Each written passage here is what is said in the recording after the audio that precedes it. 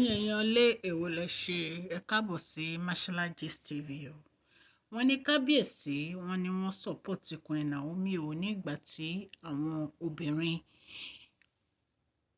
agbègbè Ilé-Ifẹ̀ tí wọ́n wá sí inú palace tí wọ́n ń sọ fún kábíyèsí bí wọ́n ṣe máa lo ìgbésí ayé wọn pẹ̀lú Queen Naomi, tí wọ́n ní Queen Naomi ọmọdé ni Queen Naomi, kí ni wọ́n mọ̀ wípé kí kábíyèsí má jẹ́ kí Queen Naomi máa dà wọ́n ríboríbo o, wípé tí wọ́n bá dijú wọn obìnrin 100 lè fẹ́ wọn lẹ́ẹ̀kan náà. Wọ́n ní kábíyèsí sọ fún wọn kó má dá sí ọ̀rọ̀ ayé àwọn ọmọ. Ẹ̀yin èèyàn lé ẹ jẹ́ ká jọ gbọ́ gist.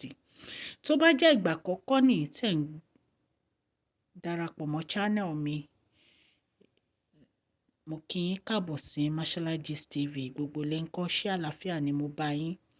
Orúkọ mi ni Mashola, mo máa ń sọ Yorùbá lórí channel mi. Mo máa ń sọ̀rọ̀ nípa celebrity gist, royal gist, politics àti gbogbo nǹkan tó ń ṣẹlẹ̀ ní agbègbè orílẹ̀-èdè bàbá wa ní Nàìjíríà. Ẹ̀yin èèyàn lè tẹ́ bá ti subscribe so that a bá ti post any gist ẹ máa rí òkè lọ́lá yín á máa lọ́lá yín ò ní lọ ìsàlẹ̀ láíláí. Ẹ dúpẹ́, mo dúpẹ́ lọ́wọ́ yín, lọ́wọ́ àgbà, lọ́wọ́ ọmọdé. Ọlọ́run Elédùmarè á wà pẹ̀lú gbogbo yín o. Wọ́n ní àwọn obìnrin yìí wọ́n ní wọ́n wá sínú palace, wọ́n sọ fún kábíyèsí wípé kí ló dé tí kábíyèsí tí wọ́n yọ̀ǹda Queen Naomi, pẹ̀lú bí kábíyèsí ṣe bẹ kábíyèsí bó ṣe ń bẹ Queen Naomi tó wípé Queen Naomi ò dá wọn lóhùn, Queen Naomi ò padà wá sínú palace, wípé kí ló dé tí kábíyèsí ò yọ̀ǹda Queen Naomi kí Queen Naomi máa bá tí wọ́n lọ, wípé torí tí kábíyèsí bá dijú báyìí tán bá láwọn nílò obìnrin 100, wọ́n ní obìnrin 100 wọ́n máa wá. Wọ́n ní kábíyèsí jẹ́ kán sọ gbogbo ọ̀rọ̀ wọn tó pátápátá. Wọ́n ní kábíyèsí ni wọ́n ṣe o, wípé ibi táwọn délé ni pé ìmọ̀ràn àwọn irú àwọn obìnrin báyìí òun ló gbé àwọn dé ibi táwọn délé ni. Wọ́n ní bí àwọn ṣe wà yìí, àwọn nífẹ̀ẹ́ ìyàwó wọn tọkàntọkàn, wípé nǹkan tó ṣẹlẹ̀ sáwọn táwọn fi kó àwọn ìyàwó ìjọ nítorí pé àwọn gba ìmọ̀ràn ni, wípé kò dé lè ṣẹlẹ̀ mọ́ láíláí.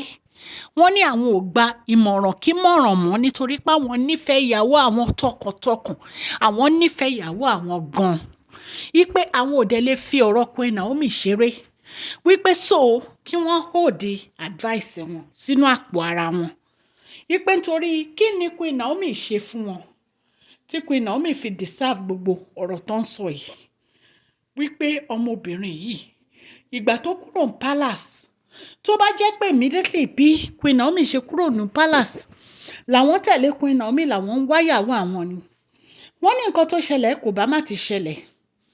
Wọ́n ní ṣùgbọ́n àwọn ń wòó pé ọba làwọn, àwọn ń fìgbéraga sí i, wọ́n ní ìgbéraga táwọn ń fi sí pé àwọn ò lè bẹ Queen Naomi, òun ló sún àwọn débi tí àwọn délé nìyí, òun ló sún àwọn táwọn di oníyàwó 6. Wọ́n nítorí pé ìṣẹ̀dá àwọn kò ní ìyàwó 6 rárá. Wọ́n ní bí ìgbà tí àwọn fi ọwọ́ ara wọn táwọn fi ṣera wọn ni. Ẹ̀yin èèyàn lé alẹ́ ìjì ni o, nǹkan tá a gbọ́ la wá torchlight sí. Wọ́n ní kán máa wò ó, wọ́n náà wá ń sọ̀rọ̀, wọ́n sọ pé káwọn fi Queen Naomi sílẹ̀, káwọn má lé Queen Naomi. Wọ́n ní táwọn ò bá lé Queen Naomi ta ni káwọn lé? Wọ́n ní nínú àwọn ìyàwó táwọn fẹ́ yìí, èwo nínú wọn ló ń fi àwọn lọ́kàn balẹ̀ tí ò bá ń ṣe àwọn tó jẹ́ pé alálùbáríkà tó wà nínú wọn, tó jẹ́ Tèmítọ́pẹ́ àti Dr. Elizabeth. Wọ́n láwọn yòókù wọ́n ní àwọn ń bá wọn sọ̀rọ̀ wọn ò dáhùn, wọn ò gbọ́. Wọ́n ní nǹkan tó wù wọ́n ni wọ́n ń ṣe. Wọ́n ní so tí ò bá ń ṣe pé àwọn ní sùúrù, ṣé gbogbo nǹkan tó ń ṣẹlẹ̀ ṣé yẹ kó máa ṣẹlẹ̀ sáwọn? Wọ́n lẹ́yìn wá dé, ẹ̀yin wá ń lanu gbàgà pé káwọn má lé ìyàwó àwọn o. Wọ́n ní táwọn ò bá lé ìyàwó àwọn ta ni káwọn lé? Wọ́n ní ṣé àwọn tó yẹ pé wọn ò gbọ́ràn sáwọn lẹ́nu ni káwọn máa lé kiri? Wọ́n ní so kán má ever dá sí ọ̀rọ̀ àwọn àti Queen Naomi mọ́, kán jọ nítorí Ọlọ́run kán jókòó ara wọn jẹ́ sí ilé wọn. Wọ́n ní ṣé ọ̀rọ̀ family ti àwọn, ṣé èèyàn kankan ń dá sí? Wọ́n ní ṣe bí family làwọn náà, ṣe bọ́n wà nílé ọkọ. wọ́n ní ṣé èèyàn kankan ń dá sí ọ̀rọ̀ ilé wọn.